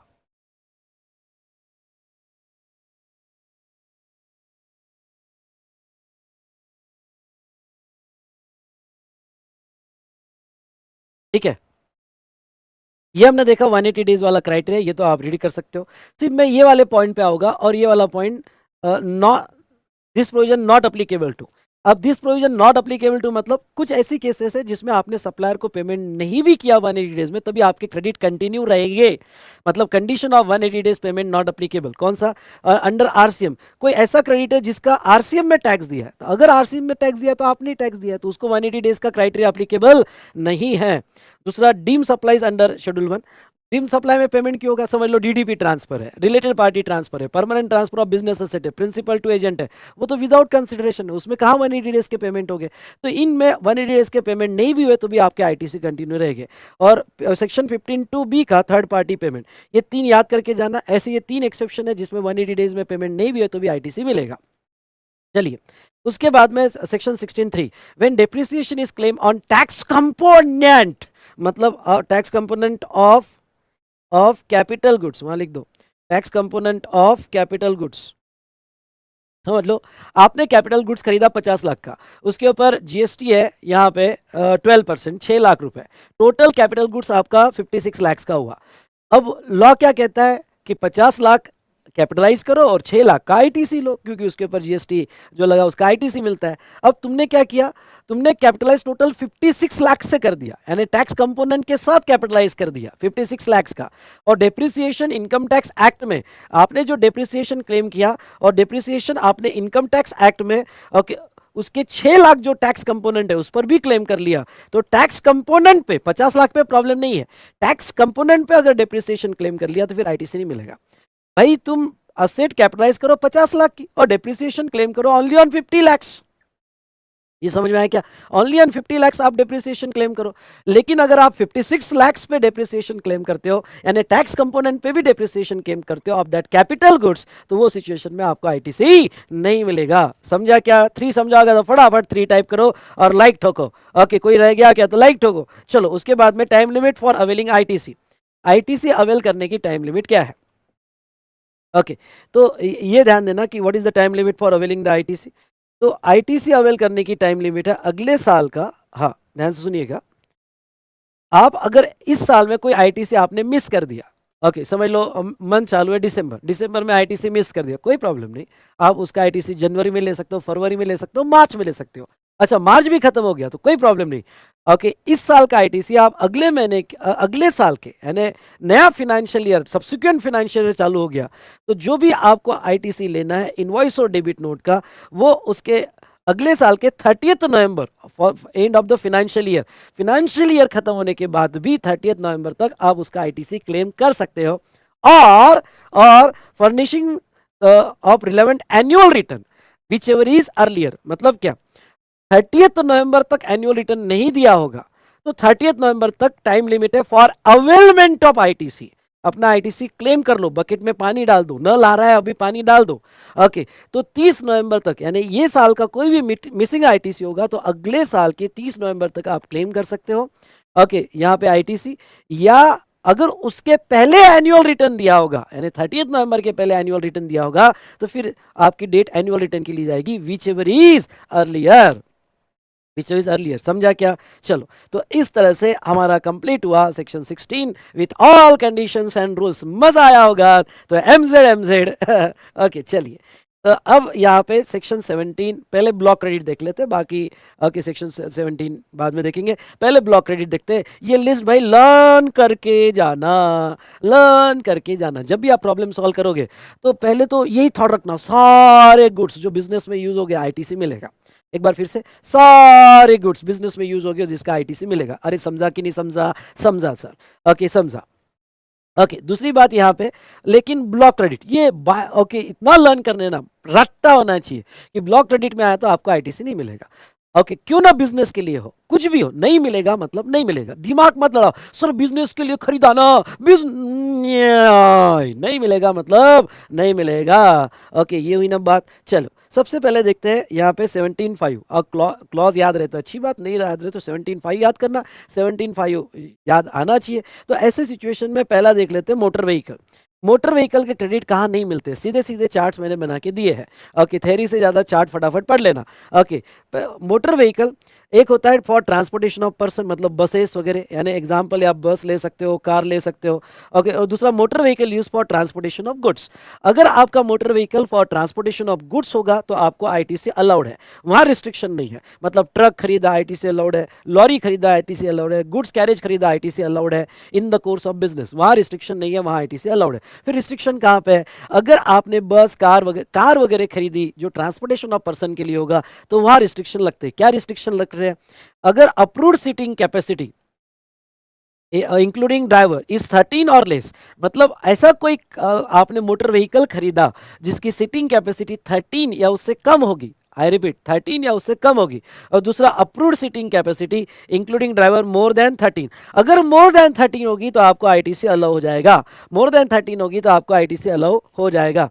हाँ, 13 मतलब पर्सन के लिए सीटिंग कैपेसिटी 13 या उससे कम है तो फिर आपको आईटीसी अलाउ नहीं होगा। नॉर्मली नो आईटीसी, यानी प्रॉब्लम सॉल्व करते वक्त आपको आईटीसी कहाँ अलाउ नहीं होगा? अगर वो मोटर व्हीकल होगा, ट्रांसपोर्टेशन ऑफ पर्सन के लिए होगा, सीटिंग कैपेसिटी 13 और लेस होगी तो आपको आईटीसी नहीं अलाउ होगा। पर उसमें भी एक्सेप्शन है। उसमें भी एक्सेप्शन क्या है? ऐसा मोटर व्हीकल जिसकी सीटिंग कैपेसिटी 13 है, 13 से कम है, मतलब कि छोटी बसेस जिसकी सीटिंग कैपेसिटी 13 है उससे कम है, या कार, ओके यहाँ पे तो वो केस में आईटीसी तो नहीं मिलेगा, पर उसके भी एक्सेप्शन है। अगर वो आपकी बसेस और कार यूज की जा रही है फॉर टैक्सेबल सप्लाई, मतलब धंधा हो रहा है उसके ऊपर, टैक्सेबल सप्लाई हो रहा है, for further supply of such motor vehicle, मतलब क्या? मतलब वो आपने खरीदा पर बेचने के लिए खरीदा, कार खरीदी पर बेचने के लिए, लीज के लिए, रेंटल के लिए। सप्लाई मतलब क्या? सप्लाई मतलब sale, transfer, barter, exchange, lease, rental, disposal. तो सप्लाई के लिए खरीदा, जिसको वो जो टैक्सेबल है, जीएसटी धंधा करने के लिए खरीद रहे हैं, तो फिर आईटीसी मिल जाएगा। या ट्रांसपोर्टेशन ऑफ पैसेंजर्स के लिए तो आईटीसी मिल जाएगा, training and driving of school के लिए होगी तो आईटीसी मिल जाएगा। यानी जो 13 और लेस है उसके भी एक्सेप्शंस है। 13 और लेस होगा तो आईटीसी नहीं मिलेगा, पर ये पर्पस के लिए खरीदा तो आईटीसी मिल जाएगा, आईटीसी मिल जाएगा। ठीक है, तो ये था रिगार्डिंग टू हमारा motor vehicle, regarding to motor vehicle. ये समझा क्या? Clause A. Same principle vessel और एयरक्राफ्ट के। किसी ने अगर बिजनेस के लिए वेसल खरीदा, शिप खरीदा, वेसल यानी शिप खरीदा, एयरक्राफ्ट खरीदा, तो ओके, जैसे मुकेश अंबानी है भाई, चार्टर्ड प्लेन है, कल शायद मेरा भी चार्टर्ड प्लेन देख सकते हो, बिजनेस के लिए, बिजनेस के लिए, कहीं यहाँ बैच, कहीं वहाँ बैच, कहीं वहाँ बैच, ओके सुबह इधर, शाम को दिल्ली, ओके कहीं चेन्नई, एग्जाम्पल लो। तो ऐसे केस में अगर बिजनेस के लिए खरीदा होगा वेसल या एयरक्राफ्ट खरीदा होगा, तो अगर वो ट्रांसपोर्टेशन ऑफ पर्सन का होगा, यानी पैसेंजर ट्रांसपोर्ट का होगा, और गुड्स का होगा तो आईटीसी अलाउड है, यानी कार्गो शिप होगी, कार्गो एयरक्राफ्ट होगा तो आईटीसी अलाउड है। ओके, लेकिन देखो मैं ये बता रहा हूं, जहां ऐसे 2 स्टार किए मतलब आईटीसी अलाउड, ओके, जहां 1 स्टार किया आईटीसी नॉट अलाउड। ओके, तो ये थोड़ा सिंबल याद रखना। तो अब ऐसे सिचुएशन में जहां तक देखा पर्सन के लिए हुआ तो रिस्ट्रिक्शन है, तो अगर पर्सन के लिए होगा तो आपने चार्टर्ड प्लेन खुद के लिए खरीदा, क्यों ना बिजनेस के लिए हो, आईटीसी नहीं मिलेगा। पर एक्सेप्शन क्या है? एक्सेप्शन है कि वो अगर शिप या एयरक्राफ्ट आपने टैक्सेबल सप्लाई, जो फर्दर सप्लाई यानी आपने शिप और एयरक्राफ्ट खरीदा बेचने के लिए, फर्दर सप्लाई के लिए, लीज के लिए, रेंटल के लिए, या ट्रांसपोर्टेशन पैसेंजर सर्विस, इंडिगो ने एयरक्राफ्ट खरीदे पैसेंजर ट्रांसपोर्टेशन सर्विस के लिए, या ट्रेनिंग ओके फ्लाइंग स्कूल के लिए, तो आपको आईटीसी दे दिए जाएंगे। जिस पे आप धंधा कर रहे हो यार, तो फिर तो आईटीसी मिल जाएगी। ओके, पर बिजनेस के अंदर यूज कर रहे हो तो आईटीसी आपको नहीं मिलेंगे। ओके, तो ये था रिगार्डिंग टू वेसल और एयरक्राफ्ट, जहां तक है आईटीसी के रिस्ट्रिक्शंस। अगर आपने खरीदे पर्सनल बिजनेस के लिए खरीदे तो आपको नहीं मिलेंगे, पर उस पर धंधा कर रहे हो तो बिजनेस आईटीसी मिल जाएंगे, गुड्स के हो गए तो आईटीसी मिलेंगे। अब समझ लो 4 ऐसी सर्विसेज जो आप लर्न कर लेना। Okay, general insurance, servicing, repair maintenance and leasing, renting, hiring. Okay, ये आपने खरीदी, ये आपका इनवर्ड है, हाँ इनवर्ड है। ओके, ये आपने खरीदी, और ऐसे व्हीकल, वेसल और एयरक्राफ्ट के लिए खरीदी। तो लॉ क्या कहता है, देखो, ये आपने सर्विसेज ली होगी, पर ऐसे मोटर व्हीकल, वेसल और एयरक्राफ्ट के लिए ली होगी जो use in the business. Notified services use in clause a और a for the purpose as mark as star और डबल स्टार। सिंपल में बताओ क्या, अगर आपने ये सर्विसेज वो मोटर व्हीकल के लिए खरीदी होगी, वो एयरक्राफ्ट के लिए खरीदी होगी, या वो व्हीकल के लिए खरीदी होगी जहां मैंने डबल स्टार दी, डबल स्टार मतलब आईटीसी अलाउड। आपने जनरल इंश्योरेंस सर्विसिंग खरीदा आपके ट्रक के लिए, या ऐसा व्हीकल जो 13 से ऊपर है, या जो एक्सेप्शन में है, इनके लिए अगर ये 4 सर्विसेज खरीदी होगी तो आपको आईटीसी मिल जाएगा। या लीजिंग रेंटिंग आपने इनका किया होगा तो आईटीसी मिल जाएगा, इनका आईटीसी मिल जाएगा। पर आपने सिंगल स्टार वाले क्राइटेरिया में खरीदा होगा मोटर व्हीकल, और सिंगल वाले स्टार के क्राइटेरिया में खरीदा होगा मोटर व्हीकल, और उसका general insurance, servicing, repair, maintenance या लीजिंग होगा, तो आपको आईटीसी नहीं मिलेगा। Same for aircraft. एयरक्राफ्ट में जहां आईटीसी अलाउड है, वो उस टाइप के वेसल और एयरक्राफ्ट के लिए अगर आपने ये 4 सर्विसेज खरीदी तो आईटीसी मिल जाएगा। लेकिन अगर उस एयरक्राफ्ट व्हीकल के खरीदने के लिए जिसको ब्लॉक में दिया हो तो आपको आईटीसी नहीं मिलेगा। वाह, इस तरह से हमने क्लॉज ए को खत्म किया। क्लॉज बी क्या कहता है? क्लॉज बी जनरली जो बिजनेस में सर्विसेज बिजनेस के अंदर यूज होती है फॉर एम्प्लॉय, डायरेक्टर्स, गेस्ट वगैरह, उनका रिस्ट्रिक्शन डाला हुआ है। एम्प्लॉय, डायरेक्टर, गेस्ट वगैरह जिनके लिए यूज होती है तो गवर्नमेंट इसका क्रेडिट देने के लिए रेडी नहीं है। फॉर एग्जाम्पल, ओके, आपके बिजनेस के सारे फूड और ब्यूरेजेस के बिल, ओके, रेस्टोरेंट के बिल, बिजनेस के लिए फूड के बिल, कैटरिंग के बिल, आउटडोर कैटरिंग के बिल, उसके आईटीसी नहीं मिलेंगे, लिस्ट लर्न करनी पड़ेगी। आउटडोर कैटरिंग है, या बिजनेस में ब्यूटी ट्रीटमेंट है, हो सकता है आपकी फैशन डिजाइनिंग कंपनी है, ब्यूटी ट्रीटमेंट ले रहे होगे, या हेल्थी नहीं, हेल्थ सर्विसेज, या चेंज कर देना, हेल्थ सर्विसेज होगी। अब हेल्थ सर्विसेज का मतलब क्या हो सकता है ना, कि आपने डायरेक्टर या आपने एम्प्लॉय का जिम लगा के दिया होगा, हेल्थ सर्विसेज होगी, कोई ले रहे होगे। कॉस्मेटिक एंड प्लास्टिक सर्जरी आपके एम्प्लॉय, डायरेक्टर, बिजनेस के अंदर ली गई होगी। ओके, लाइफ इंश्योरेंस और हेल्थ इंश्योरेंस लिया होगा, यहाँ पे भी करेक्शन कर लेना, हेल्थ इंश्योरेंस कर लेना वहां पे। हेल्थ इंश्योरेंस क्या होगा? या अभी हमने लिखा कि भाई आपने मोटर व्हीकल लीज किया, रेंट पे किया आपके एम्प्लॉय के लिए, डायरेक्टर के लिए, तो वो केस में आपको नॉर्मली आईटीसी नहीं मिलेगा, आपको नॉर्मली आईटीसी नहीं मिलेगा। लिस्ट लर्न कर लेना, जब भी प्रॉब्लम आया तो प्रॉब्लम में ये दिखा तो पहले कहना कि आईटीसी नहीं मिलेगा। पर इसके एक्सेप्शंस क्या है? अगर आपने ये सर्विसेज खरीदी, और ये सर्विसेज आपने बिजनेस में खरीदी for making same outward supply, same category of outward supply, मतलब क्या? ओके, आपका कैटरिंग का बिजनेस है, और आपने कैटरिंग को प्रोवाइड करने के लिए सब कॉन्ट्रैक्टर कैटरिंग की सर्विस खरीदी, आपने फूड खरीदा कैटरिंग के लिए, तो आपने यहां पे सेम आउटवर्ड सप्लाई के लिए, किसी की किराना शॉप है, उसने फूड खरीदा पर बिजनेस के अंदर नहीं खरीदा, धंधा करने के लिए खरीदा, ओके, उसके आउटवर्ड के लिए खरीदा, तो फिर आईटीसी मिल जाएगा। या फिर कंपोजिट और मिक्स सप्लाई में दे रहा होगा तो उसको आईटीसी दे दिया जाएगा। दूसरा, membership of a club, health, fitness centre, जो भी प्रॉफिट एंड लॉस अकाउंट का आप डेबिट एक्सपेंसेस करोगे, membership of club of director, membership club of employee, okay, या सीनियर ऑफिसर, सीएफओ वगैरह, उसके फिटनेस वगैरह, तो वो अगर खर्चे बिजनेस के बताओगे तो आपको आईटीसी नहीं मिलेगा।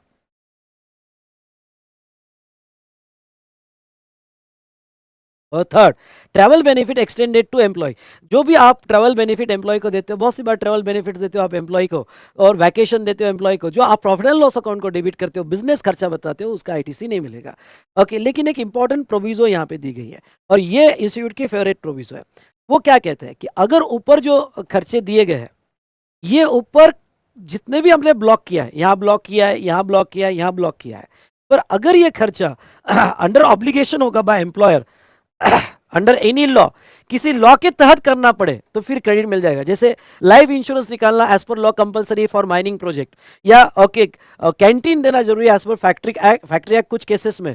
अगर किसी लॉ ने कंपल्शन किया होगा तो हम उसका और आपने वो सर्विस खरीदी because of compulsion of law, तो आईटीसी मिलेगा, अदरवाइज आपको आईटीसी नहीं मिलेगा। Done done done done. और उसके बाद में सर्कुलर नीचे दिया, proviso after section 17(5)(b)(3) ITC of goods or services shall be available where obligatory for an employer to provide employees applicable for वो section 17(5)(b). मतलब ये जो प्रोविजो है ये तीनों के लिए अप्लीकेबल है, ऐसा नहीं कि सिर्फ 1 और 2 और 3 के लिए, तीनों के लिए अप्लीकेबल है। Under the compulsion of law दोगे तो आपको उसका क्रेडिट मिल जाएगा। सेकेंड सर्कुलर को इतना इंपॉर्टेंट नहीं है। तो ये हमने क्लॉज बी देखा। ओके, उसके बाद में आते हैं क्लॉज सी की तरफ। ओके, उसके बाद में आते हैं यहाँ पे क्लॉज सी की तरफ, कंस्ट्रक्शन सेक्टर। कंस्ट्रक्शन सेक्टर में यहाँ पे समझ लो वो क्या कहते हैं, देखो अगर आपने वर्क्स कॉन्ट्रैक्ट सर्विस ली, मतलब ऐसा कॉन्ट्रैक्ट जो गुड्स प्लस सर्विस का कॉन्ट्रैक्ट है ऑन इमूवेबल प्रॉपर्टी, यानी building, construction, fabrication, completion, repair service आपने खरीदी for your immovable property, okay, जिसमें गुड्स भी है और सर्विस भी है, गुड्स प्लस सर्विस इन्वॉल्व है। ओके,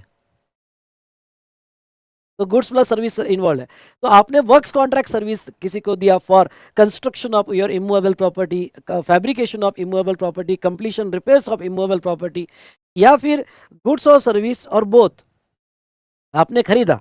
अगर ये आपने खरीदा होगा, वर्क्स कॉन्ट्रैक्ट सर्विस लिया होगा या गुड्स और सर्विसेज, अब गुड्स में आप लिख सकते हो गुड्स में सीमेंट, ओके, सीमेंट ब्रिक्स, या सर्विस में आर्किटेक्ट सर्विस एक्सेट्रा, कोई भी सर्विस आपने खरीदी for construction of immovable property, अगर कोई भी सर्विस आपने for construction of immovable property खरीदी तो आपको आईटीसी नहीं मिलेगा।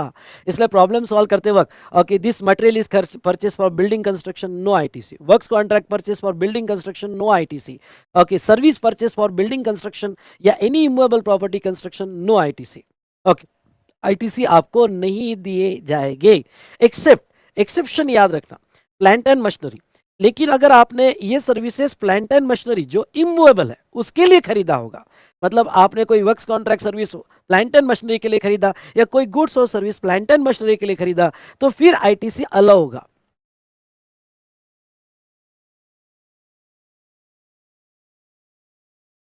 ओके, तो आपको एक्सेप्ट प्लांट एंड मशीनरी मतलब आईटीसी अलाउड, फिर आईटीसी अलाउ कर दिया जाएगा। Okay,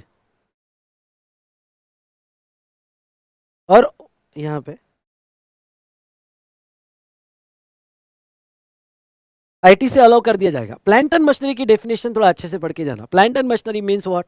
okay, means apparatus, equipment and machinery, ध्यान सुनना, apparatus, equipment and machinery, okay, fix to earth by foundation और स्ट्रक्चरल सपोर्ट। ऐसी पहली बात तो प्लांट एंड मशीनरी मतलब कोई इक्विपमेंट है, कोई मशीनरी है, कोई एपरेटस है जो हो सकता है अर्थ को अटैच हो, okay, and they are use for outward supply, तो आईटीसी मिल जाएगा। यानी आपने अगर प्लांट एंड मशीनरी के लिए खरीदा तो आईटीसी मिल जाएगा, ठीक है, या उसके सपोर्ट के लिए खरीदा तो आईटीसी आपको मिल जाएगा, यानी उसका सपोर्ट बनाने के लिए खरीदा तो आईटीसी मिल जाएगा। लेकिन सुनना, एक excluded land and building for any other civil structure, telecommunication tower, pipeline laid outside the factory. Plant and machinery में लैंड एंड बिल्डिंग नहीं आएंगे, टेलीकम्युनिकेशन टावर नहीं आएगा, pipeline laid outside the factory नहीं आएंगे।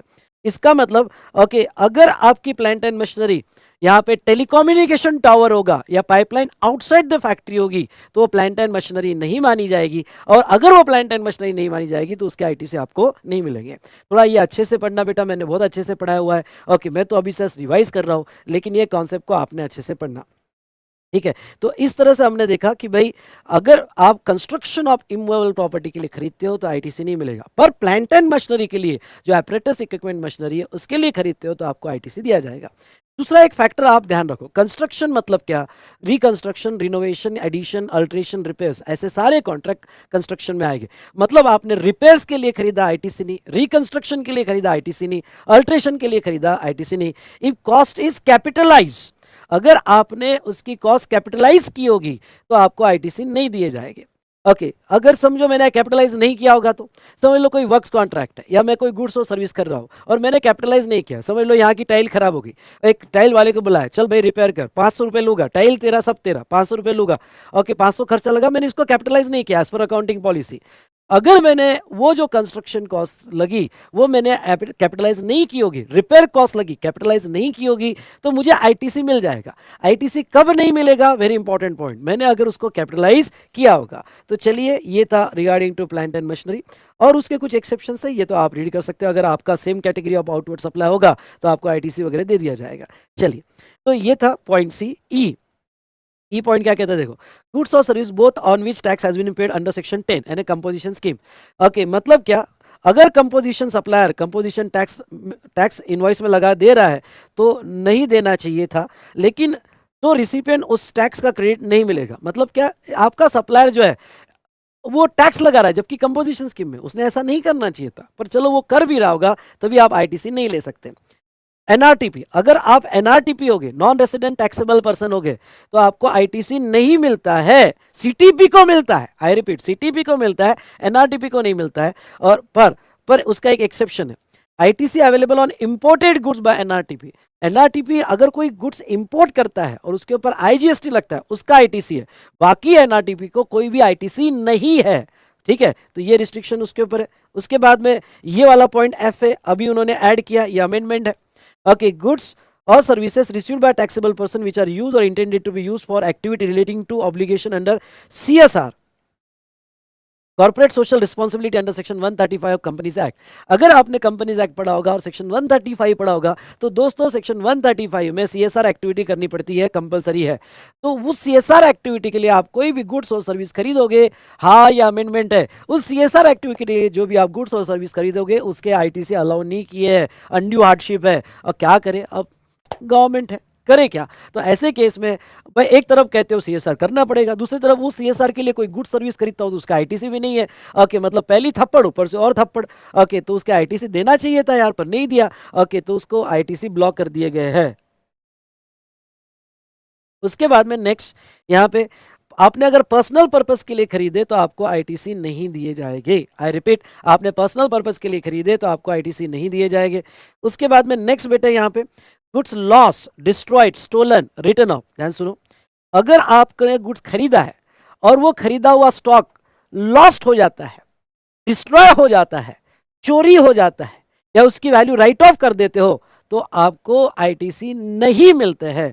इफ आईटीसी टेकन तो reverse करना पड़ता है, या नहीं लिया तो don't take it, don't take it. In simple word, अगर प्रॉब्लम सॉल्व करते वक्त ये कहा गया कि गुड्स चोरी हो गया, गुड डिस्ट्रॉय हो गया, लॉस हो गया, या वैल्यू राइट ऑफ कर दी, ओके तो आईटीसी मत लेना, और लिया होगा तो रिवर्स करना।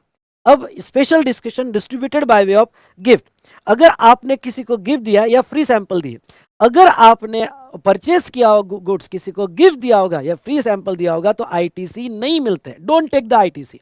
और अगर आईटीसी ले लिया होगा तो फिर शेड्यूल 1 पैरा 1 लग जाता है, और शेड्यूल 1 पैरा 1 के हिसाब से ओके आपको वो सप्लाई माना जाता है, permanent transfer of business asset. आपका स्टॉक भी बिजनेस असेट है, और वो आपने अगर गिफ्ट दे दिया, फ्री सैंपल दिया, तो वो permanent transfer of business asset on which ITC taken माना जाएगा, और वो सप्लाई मान लिया जाएगा। अगर उसको सप्लाई मान लिया तो फिर आईटीसी मिल जाएगा, क्योंकि आप आउटपुट टैक्स दे रहे हो। अगर आउटपुट टैक्स दे रहे हो तो आईटीसी ले लेना।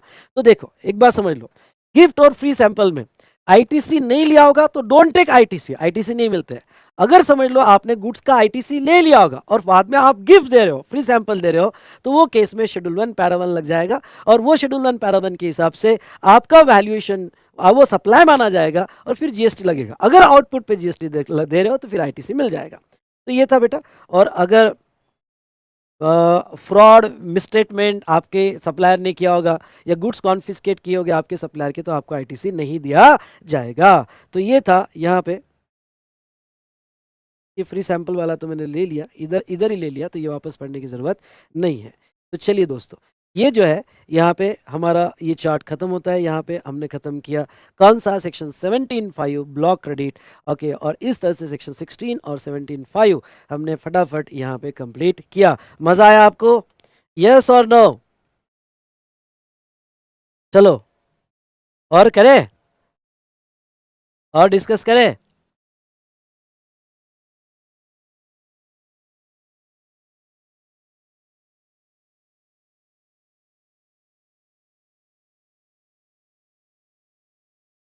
एनर्जी है और डिस्कस करे कि नहीं करे?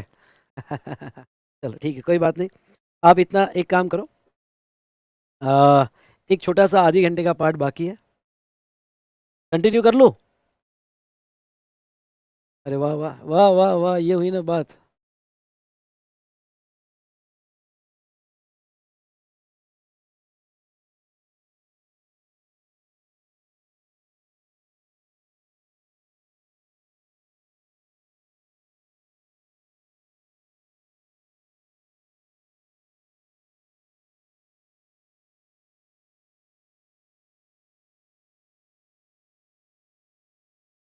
हाँ चलो, खत्म कर ही देते हैं।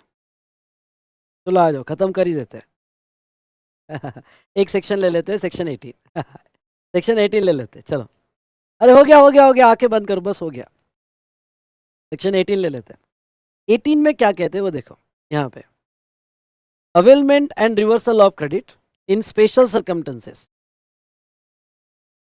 इन स्पेशल सर्कमटेंसेस, अगर कोई यहाँ पे भी बाद में देखेंगे तो ये तो सेव है यूट्यूब पे, वो बाद में भी देख सकता है, वो बाद में भी दे सकता है। मैं कंटिन्यू करके इसको खत्म कर देता हूँ।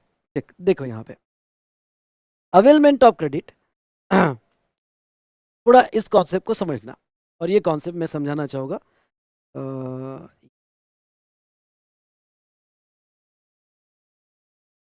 यहाँ पे जस्ट मिनट, ये चारों केसेस में आपको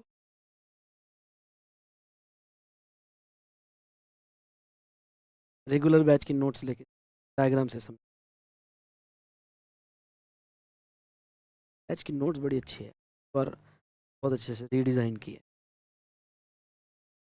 हाँ, अब देखो क्या होता है, बहुत सी बार पहला सिचुएशन क्लॉज ए, आप अनरजिस्टर्ड थे क्योंकि आप थ्रेशोल्ड में थे। सेक्शन 18, हम सेक्शन 18 देख रहे हैं। ओके, सेक्शन 18 स्पेशल सर्कमटेंसेस में क्रेडिट कैसे मिलते हैं या रिवर्स कैसे करना पड़ता है, ठीक है। अब समझ लो आप जो है अनरजिस्टर्ड थे। अनरजिस्टर्ड थे तो क्रेडिट लेने के लिए आप रजिस्टर्ड पर्सन होने चाहिए, इसलिए थ्रेशोल्ड पीरियड में आपने जो भी इनपुट्स खरीदा होगा, जो भी कैपिटल गुड्स खरीदा होगा, या जो इनपुट सर्विस खरीदी होगी, उसके आईटीसी आपने नहीं लिए होंगे क्योंकि मिलते भी नहीं है, क्योंकि आप अनरजिस्टर्ड थे, थ्रेशोल्ड में थे। फिर आपका टर्नओवर क्रॉस कर गया, मे बी 10 लाख, 20 लाख, 40 लाख, जो भी आपका थ्रेशोल्ड हो गया, और you are liable to registered. I repeat, you are liable to register, very important point, and you applied for registration within 30 days. You applied for registration within 30 days, और 30 दिन में आपने registration के लिए apply कर दिया। Okay, from the date when you liable for registration, ये बहुत इंपॉर्टेंट कंडीशन है कि 30 डेज में आपने अप्लाई कर देना चाहिए। तो फिर आपके रजिस्ट्रेशन की इफेक्टिव डेट मानी जाती है जिस दिन आप लायबल हुए। अगर आपने 30 दिन में अप्लाई कर दिया होगा तो effective date when you liable, समझ लो आप लायबल हुए फॉर रजिस्ट्रेशन 1 दिसंबर से, तो गवर्नमेंट क्या कहती है, 1 दिसंबर के बाद ओके आपको जीएसटी देना पड़ेगा। तो 1 दिसंबर के बाद जो आप इनपुट खरीदोगे, कैपिटल गुड्स खरीदोगे या इनपुट सर्विस खरीदोगे, इसके तो आईटीसी मिलेंगे, लेकिन गवर्नमेंट आपको स्टॉक का भी आईटीसी देने को रेडी है। तो गवर्नमेंट कहती है कि 1 दिसंबर के पहले वाले दिन, इमीडिएटली प्रीसीडिंग डेट, सुनना, इमीडिएटली प्रीसीडिंग डेट, यानी 1 दिसंबर को अगर आप लायबल हुए तो प्रीसीडिंग डेट कौन सी हुई, 30 नवंबर।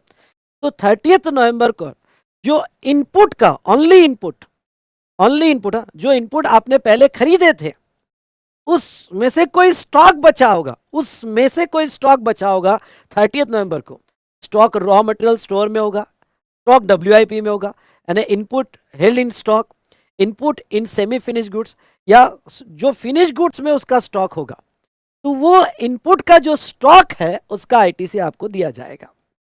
ओके, इन शॉर्ट आप स्विच हुए, इसको मैं स्विचिंग कहता हूं, अनरजिस्टर्ड से रजिस्टर्ड में स्विच हुए।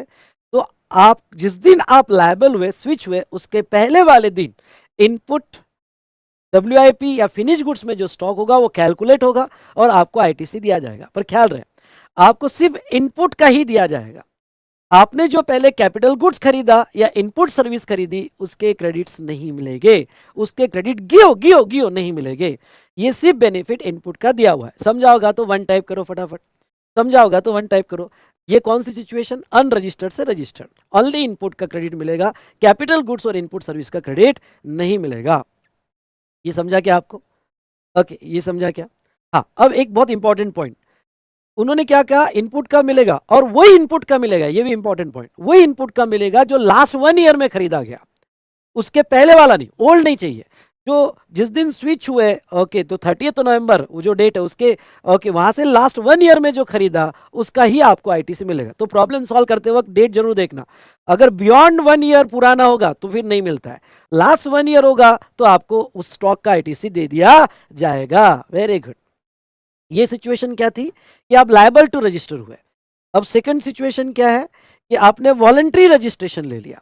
ओके, सेकंड सिचुएशन क्या है, वॉलंटरी रजिस्ट्रेशन लिया, मतलब आपका थ्रेशोल्ड नहीं क्रॉस हुआ, आप अनरजिस्टर्ड थे, ओके, और स्विच हुए रजिस्टर्ड में, बीच में ही आपने वॉलंटरी रजिस्ट्रेशन ले लिया। अगर आपने वॉलंटरी रजिस्ट्रेशन लिया होगा तो फिर जिस दिन आरसी आई, लायबल टू नहीं, जिस दिन आरसी मिली उसके पहले वाले दिन जो स्टॉक होगा इनपुट का, सेम एज अबव, जिस दिन आरसी आई वॉलंटरी रजिस्ट्रेशन के केस में, उसके पहले वाले दिन जो इनपुट का स्टॉक होगा उसका आईटीसी मिल जाएगा। ये था क्लॉज बी। अब क्लॉज सी देखो क्या कहता है। क्लॉज सी ये कहता है, ध्यान से देखो, क्लॉज सी क्या कहता है, एक थर्ड स्विचिंग ऐसा भी है जहां आईटीसी नहीं मिलते, कंपोजिशन स्कीम से लेके, तो आपकी कंपोजिशन स्कीम विड्रॉ, सीएल विड्रॉन हो गई और आप टैक्सेबल हो गए। अब सीएल विड्रॉ कब होती है?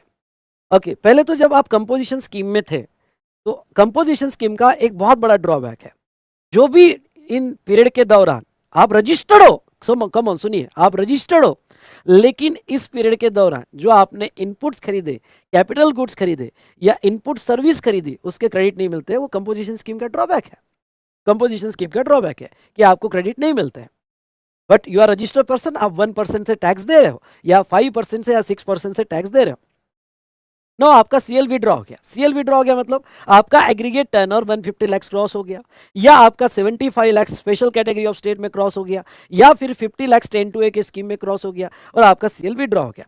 अगर आपका सीएल विड्रॉ हो जाता है और यहाँ पे, तो आप नॉर्मल स्कीम में आ जाते हो, नॉर्मल स्कीम में आ गए तो आपको क्रेडिट मिल जाता है। तो यहाँ पे भी गवर्नमेंट ने स्टॉक का क्रेडिट अलाउ किया, और गवर्नमेंट क्या कहती है, जिस दिन स्विच होगा कंपोजिशन से नॉर्मल, सुनिएगा, जिस दिन आप स्विच होगे कंपोजिशन से नॉर्मल, उसके पहले वाले दिन, सुनो, उसके पहले वाले दिन यहां पे जो इनपुट का स्टॉक होगा, उसके पहले वाले दिन जो इनपुट का स्टॉक होगा, कैपिटल गुड्स का स्टॉक होगा, सॉरी, इनपुट का स्टॉक होगा, उसका आईटीसी दे दिया जाएगा।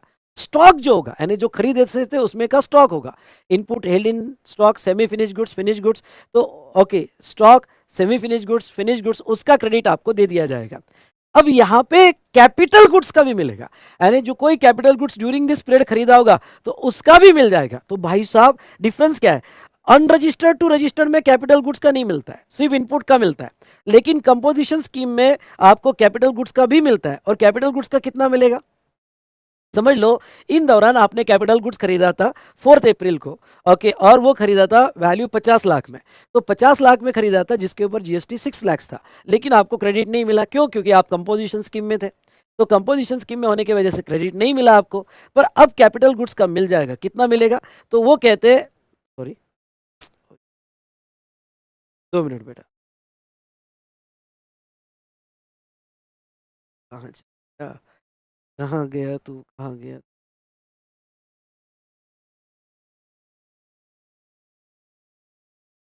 ये यहाँ है,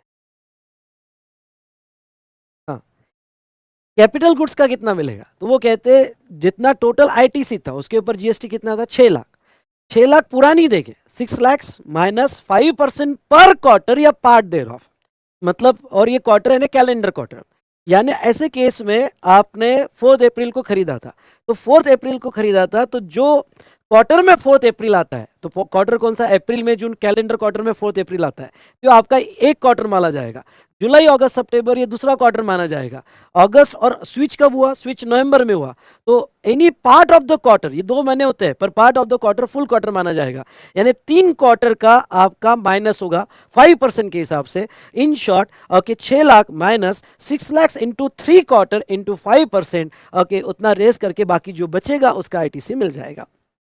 तो 5% पर क्वार्टर रिड्यूस होके बाकी जो बचेगा उसका आईटीसी आपको दिया जाएगा, और आपको कैलेंडर क्वार्टर लेना पड़ेगा from the date of purchase till the date of switching. Okay, इतना जो जितने कैलेंडर क्वार्टर हुए होंगे, ओके, उतना कैलेंडर क्वार्टर का 5% रिड्यूस करके आपको आईटीसी मिल जाएगा।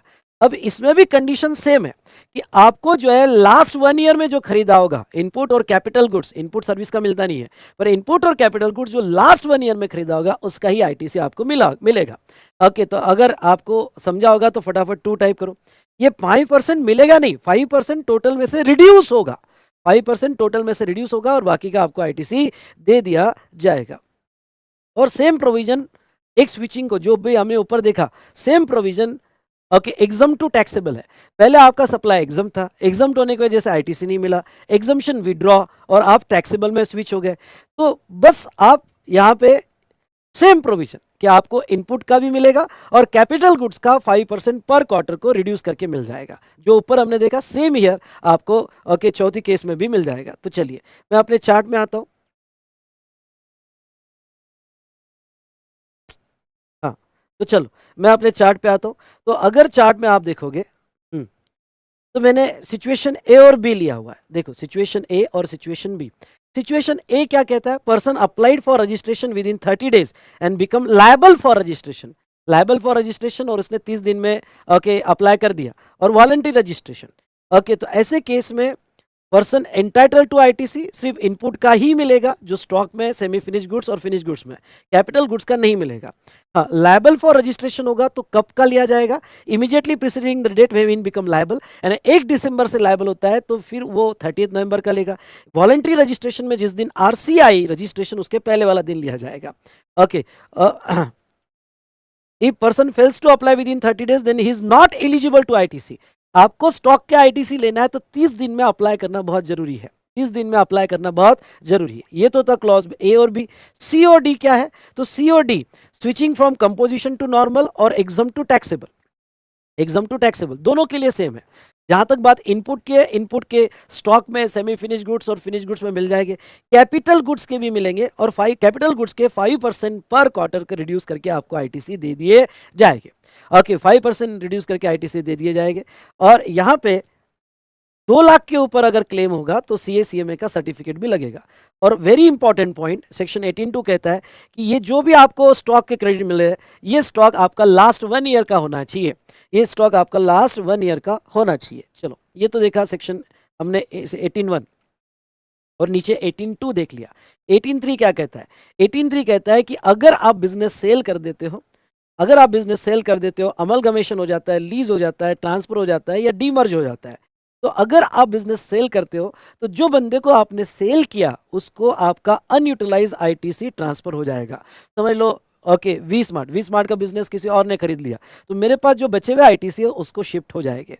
या अगर आपका कोई ब्रांच डीमर्ज हो गया तो proportionate ITC in the ratio of value of asset उसको शिफ्ट हो जाएंगे, यानी डीमर्ज में जितनी असेट शिफ्ट हुई उसके प्रोपोर्शनल आईटीसी उसको शिफ्ट कर दिए जाएंगे।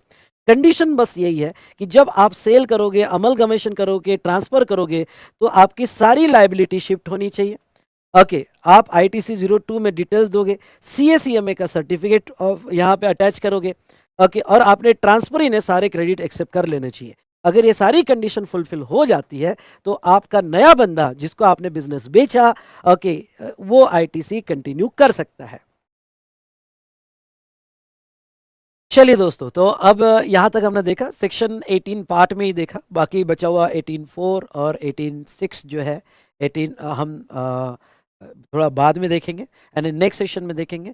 और apportionment of ITC under section 17 read with rule 42, 43 और आईएसडी का डिस्कशन हम नेक्स्ट सेशन में देखेंगे। चलिए दोस्तों, आज यहीं रुकते हैं। आई होप आपको रिवीजन बहुत पसंद आया होगा, और अगर पसंद आया लाइक जरूर कीजिएगा, वीडियो को शेयर जरूर कीजिएगा, और आपके कमेंट्स जरूर दीजिएगा। आपके कमेंट्स मुझे मोटिवेट करते रहेगी। Thank you so much.